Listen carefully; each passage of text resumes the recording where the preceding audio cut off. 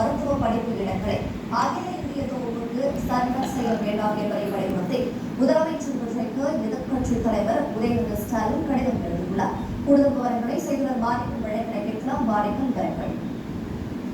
முதலமைச்சர் விஜய்க்கு எதிர்க்கட்சித் தலைவர் உதயநிதி ஸ்டாலின் முதன்முறையாக ஒரு கடிதம் எழுதியிருக்கிறார். இந்த கடிதத்துல தமிழ்நாட்டுடைய உரிமைகள், அதுவும் குறிப்பாக மருத்துவ உரிமைகள் விட்டுக் கொடுத்துவிடக் கூடாது என்பதை வலியுறுத்தி ஒரு கடிதம் எழுதியிருக்கிறார். குறிப்பாக சூப்பர் ஸ்பெஷாலிட்டி என அழைக்கப்படக்கூடிய உயர் சிறப்பு மருத்துவ படிப்புகளுக்கான 152 இடங்களை அகில இந்திய தொகுப்பிற்கு மாற்ற வேண்டும் என மாண்புமிகு உச்சநீதிமன்றம் கடந்த 2029/5/2026 அன்று உத்தரவிட்டுள்ளது. அதிர்ச்சியளிப்பதாக குறிப்பிட்ட கடிதம் எழுதியிருக்கக்கூடிய எதிர்க்கட்சித் தலைவர் தமிழ்நாடு என்பது தொடர்புடைய வழக்கில் இந்த தீர்ப்பு வந்திருப்பதாக குறிப்பிட்டிருக்கிறார்.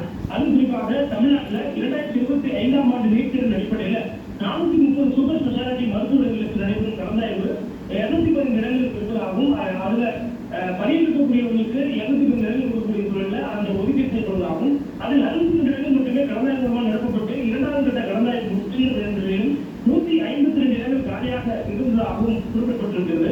மேலும் கடந்த மே 27ஆம் தேதி தமிழ்நாடு அரசின் தேர்வு கமிட்டி 2ம் கட்ட கலந்தாய்வு நிறைவு செய்த சூழலில் தமிழ்வாணி என்பவர் உச்சநீதிமன்றத்தில் ஒரு வழக்கினை இருக்கக்கூடிய 152 சூப்பர் ஸ்பெஷாலிட்டி மருத்துவ இடங்களையும் அகில இந்திய ஒதுக்கீட்டுக்கு மாற்ற வேண்டும் என்ற ஒரு கோரிக்கை வைத்தாலும் அதன் அடிப்படையிலேயே உச்சநீதிமன்றம் இந்த உத்தரவு ஒதுக்கப்பட்டதாக குறிப்பிட்டிருக்கக்கூடிய எதிர்க்கட்சி உதயநிதி ஸ்டாலின் அந்த வழக்கு விசாரணை கடந்த ஏப்ரல் மாதத்தில் 8, 10 மற்றும் 16 ஆகிய தேதி நடைபெற்ற போது திமுக அரசின் சார்பில் வாதங்கள் வெற்றிகரமாக எடுத்து வைக்கப்பட்டதாகவும், அதே போன்று கடந்த மே 25, 29 ஆகிய தேதிகளில் நடைபெற்ற வழக்கு விசாரணை போது தமிழ்நாடு அரசின் சார்பில் ஆஜரான வழக்கறிஞர்கள் அந்த மாநில மேற்கோள் காட்டிய கார்த்திகேயன் தமிழ்நாடு என்ற தீர்ப்பு இந்த வழக்கிற்கு பொருந்தாது என்பதையும், அகில இந்திய 2வது கட்ட கலந்தாய்வு நடைபெறவில்லை என்பதையும், மாநில இடங்களை ஒப்படைத்த பிறகு மத்திய அரசு குறைந்தபட்ச சதவீதத்தை குறைக்கக் கூடாது என்ற தகவலையும் முறைப்படி எடுத்து வைக்கவில்லை என்ற ஒரு குற்றச்சாட்டை முன்வைத்திருக்கிறார்.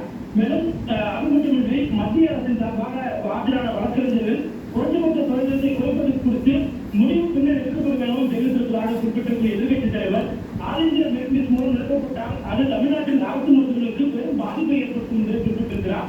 இந்த முறை தாக்கல் செய்யக்கூடிய இடங்களுக்கு ஏற்றவாறு தமிழ்நாட்டுக்கு ஒதுக்கப்படக்கூடிய எண்ணிக்கையை அடுத்த ஆண்டிலிருந்து குறைக்கக்கூடிய வாய்ப்புகள் இருக்கின்றன. இது தமிழ்நாட்டில் அரசு மருத்துவராக பணிபுரியக்கூடியவர்கள் உயர் சிறப்பு மருத்துவ பிரிவுகள் படிப்பதற்கு ஒரு முட்டுக்கட்டையாக அமையும் என்பதை குறிப்பிட்டு இந்த கடிதத்தை எழுதியிருக்கிறார். மேற்படி முதலமைச்சர் அவர்கள் கவனம் செலுத்தி 152 உயர் சிறப்பு மருத்துவ படிப்பு இடங்களுக்கும் அகில இந்திய தொகுப்பிற்கு சரண்டர் செய்யப்படுவதை தவிர்த்து தமிழ்நாட்டில் உள்ள அரசு பணி மருத்துவர்கள் அந்த உயர் சிறப்பு மருத்துவ படிப்புக்குரிய இடங்களில் சேர்வதற்கான சூழலை ஏற்படுத்தும்படி கேட்டுக்கொள்வதாக இந்த கடிதத்தில் உதயநிதி அவர்கள் குறிப்பிட்டிருக்கிறார்.